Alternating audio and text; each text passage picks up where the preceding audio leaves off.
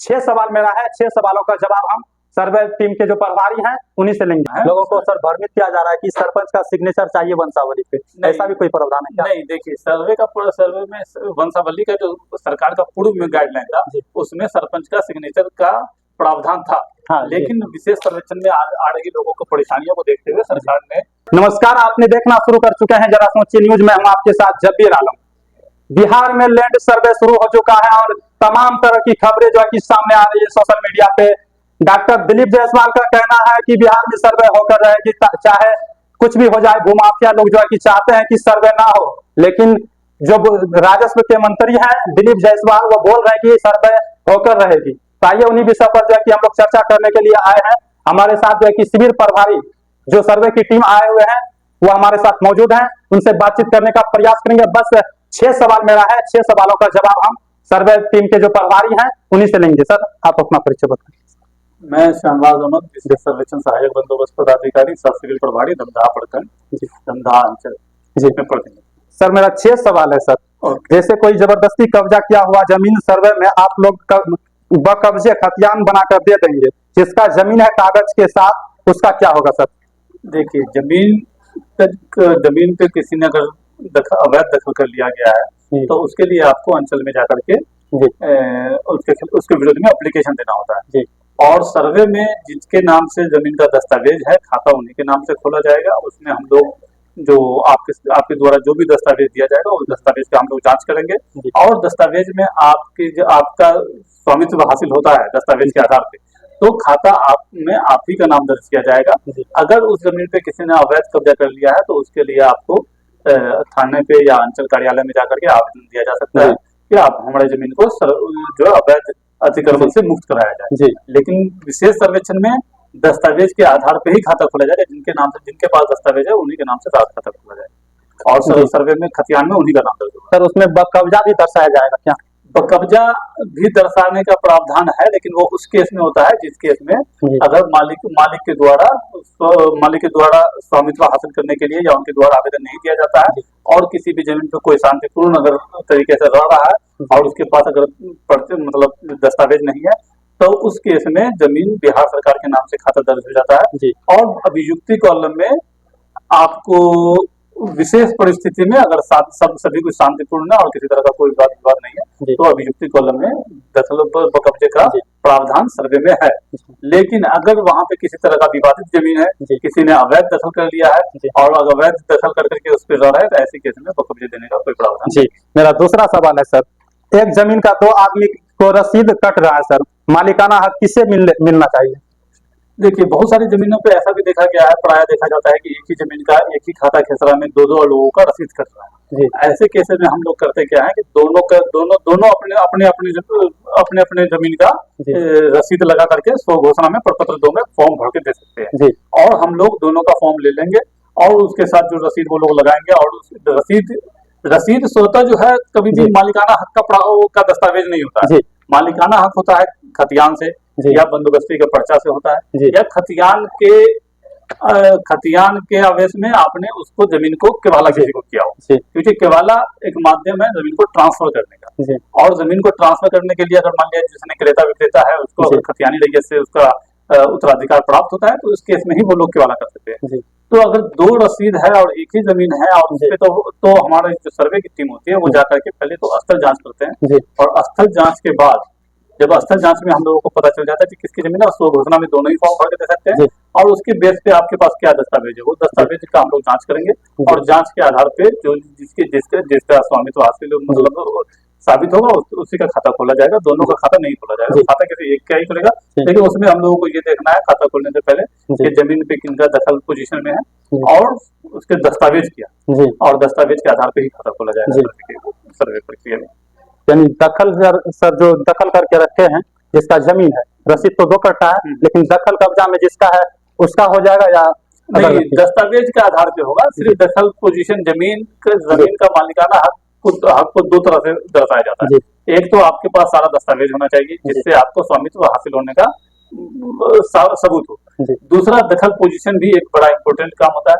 अगर किसी ने अवैध दखल कर लिया है तो इसमें यह है कि जिसका दस्तावेज है वो लोग अंचल में या सीओ साहब के पास या फिर थाना में जाकर उसके खिलाफ जो है आवेदन दे और उसमें जो है अवैध दखल के लिए अपना जो प्रक्रिया है उस प्रक्रिया के थ्रू अपना वो कार्य करे। लेकिन अगर किसी भी तरह का शांतिपूर्ण अगर है और किसी का कोई विरोध नहीं है उसके जमीन पे, ऐसे ही केस में दखल कब्जा का प्रावधान होता है, ऐसे नहीं होता है। जी, मेरा तीसरा सवाल है सर, दादा का जमीन है, जैसे 2 पोता है, एक पोती के नाम कैसे होगा? क्या पंचनामा भी लगेगा और फॉर्म 2 और 3 के साथ पंचनामा भी अपलोड होगा? हाँ, अगर मान लिया आपके दादा की जमीन है और आपको उत्तराधिकार से जमीन प्राप्त है, आपको प्रपत्र 2 और प्रपत्र 3 एक जो वंशावली का प्रपत्र है वो दोनों फॉर्म भर करके आपको जमा करना है। और जो दादा को जो खतियान है, जिस तरह से भी जो भूमि प्राप्त है उस भूमि का दस्तावेज लगा करके तीनों भाई 2 पोता 1 पोती जैसा कि आप बता रहे हैं, तो तीनों को ही उसको जो है वो अपना दस्तावेज लगा के जमा कर दे, तो उस हिसाब से उनका खाता में उनके नाम से खाता दर्ज हो जाए। जी, चलिए सर, मेरा चौथा सवाल है सर, दादा का जमीन पोता के नाम हो सकता है अगर बाप जीवित है? नहीं, जब तक जैसे दादा की जमीन है तो उसका उत्तराधिकार पहले उसका पुत्र होगा और उसके पुत्र के मृत्यु के उपरांत ही उसके पोता का उत्तराधिकारी प्राप्त होता है, उत्तराधिकारी द्वारा भूमि प्राप्ति का प्रावधान। जब तक पिता जीवित है पिता के नाम से ही खाता खुलेगा। अगर दादा के नाम से खतियान है और उसके मृत्यु के बाद उसका पुत्र जो इसके पिता होंगे उनके नाम से पहले खाता दर्ज होगा और उनके मृत्यु के उपरांत ही उनके पोते के नाम।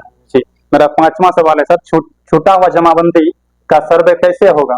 जमाबंदी चढ़ाने का बहुत खर्चा लग रहा है सर।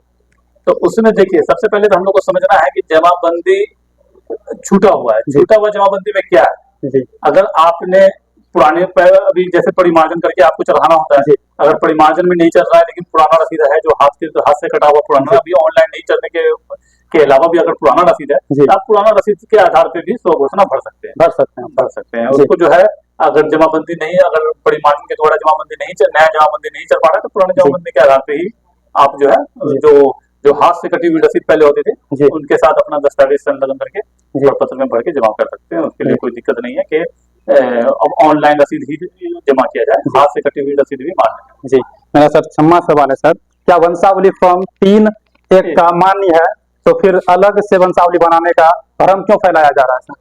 देखिए, प्रपत्र 3(1) को अगर आप देखिएगा, जब उसका अध्ययन कीजिएगा, जब उसको फॉर्म भरिएगा तो उसमें क्लियरली मेंशन किया हुआ है कि प्रपत्र 3(1) में सारा वंशावली का डिटेल्स भरने के बाद वंश वृक्ष का टेबल भी बनाना है। तो जो वंश वृक्ष का टेबल है, पहले बहुत सारे मतलब सिस्टम थे बनाने के लिए वंशावली को, लेकिन वंशावली का टेबल जो है वंश वृक्ष टेबल, वो आप अब स्वतः बना सकते हैं और स्वतः जो उनके जितने उत्तराधिकार है वो सारे का नाम उसमें दर्ज कर दीजिए और सारे नीचे एक साइन कर देंगे, वो भी मान्य है।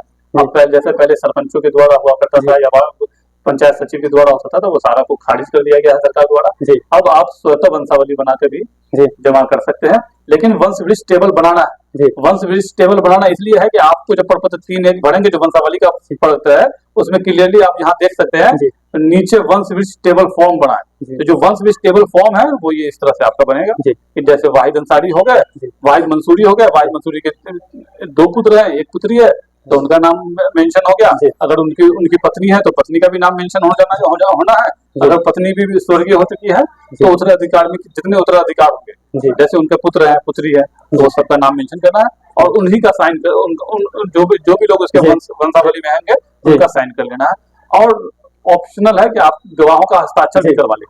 गवाह के हस्ताक्षर में आपके पड़ोसी भी हो सकते हैं, आसपास के लोग भी हो सकते हैं, उसमें कोई वार्ड सचिव, सरपंच, मुखिया के लिए कोई जरूरी नहीं है। आप गवाह किसी से भी गवाह कोई भी हो सकता है आपके गांव में। और इस तरह से जब आप वंशावली जमा करिएगा तो इस वंशावली का सत्यापन सर्वे टीम द्वारा फ्यूचर में किया जाएगा जब खाना पूरी और किश्तवाड़ का कार्य प्रारंभ होगा।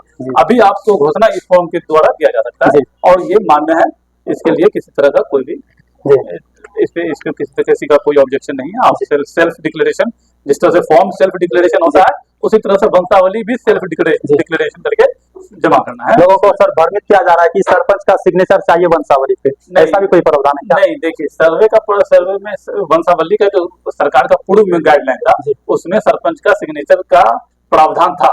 लेकिन विशेष सर्वेक्षण में आ रही लोगों को परेशानियों को देखते हुए सरकार ने ऐतिहासिक निर्णय लेते हुए सारे सरपंचों का सिग्नेचर और किसी भी तरह का कोई भी जनप्रतिनिधि और किसी भी सरकारी ऑफिसर्स के को जो है जो साइन पहले होता था उनको उनसे मुक्त कर दिया।